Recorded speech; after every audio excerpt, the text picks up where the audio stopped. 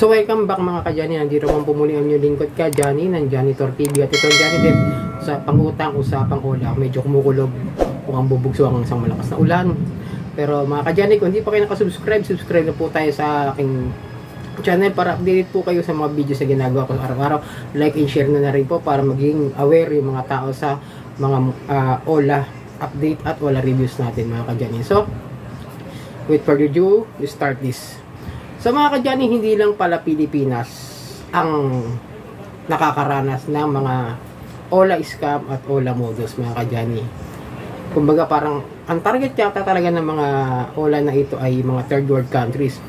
Imagine nag-browse, nag-scroll down, scroll up ako, nagtingin-tingin ako kung ano ba yung mga ibang mga bansa na maaring ganito rin ang nararanasan na ganun kalaki ang problema sa mga online lending app. Which is nakakita naman tayo sa isang vlogger din na mula sa India mga ka-Johnny. Siya si Dhruv Reddy. Meron siyang 12.8 million subscriber. Ganun ka, ano niya. At kilala niyo pinost to parang 11 months last year pa siguro. Something mga ganun, no? Basta 11 months. Pero itong vlog niya na nakita ko is nagulat ako na parehong-pareho ang mga modus at scam na mga ginagawa ng mga online lending. At ang pamagat nga ng kanyang title doon sa kanyang vlog is Beware Chinese Loan Apps.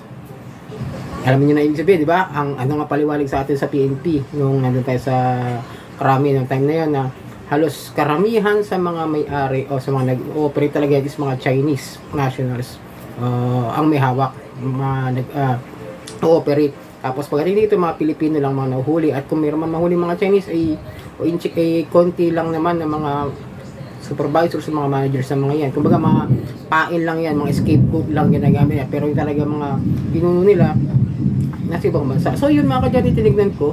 Sabi nga niya is matindi raw yung Chinese financial invasion at 100 ng mga Chinese controlled app siphon of thousands of crores from India.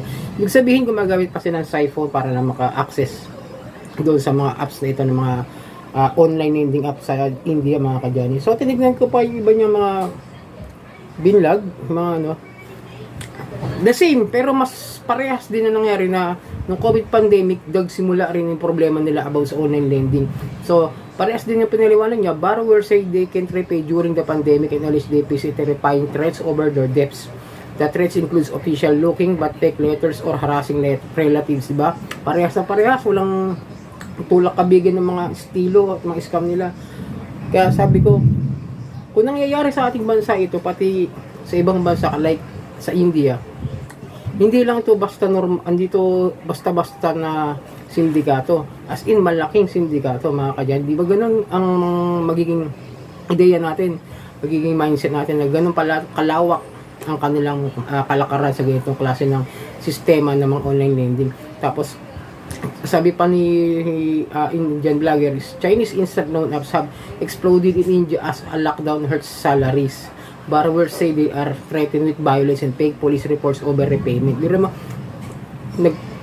parang ganun din, sa ating ginagawa sa atin, di ba? Kunwari, naka-report ka na sa korte, naka-report ka na sa mga police, papahuli ka na mga ganun. Pares na pares, di ba, style, di ba?